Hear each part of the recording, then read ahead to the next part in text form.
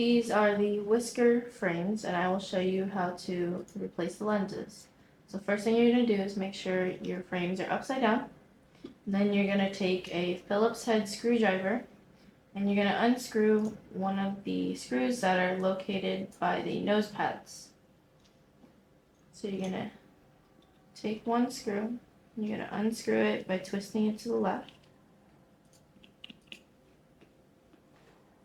And then the lens should just come out like that. And then to reinstall it, you're going to line up all of the edges of the lens with the grooves that are on the frame.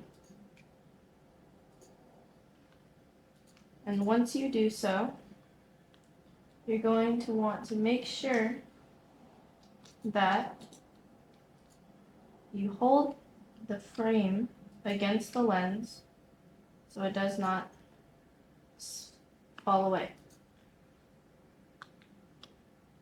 Make sure you have a tight grip, and then you're going to take the screwdriver and you're going to screw it back by twisting to the right.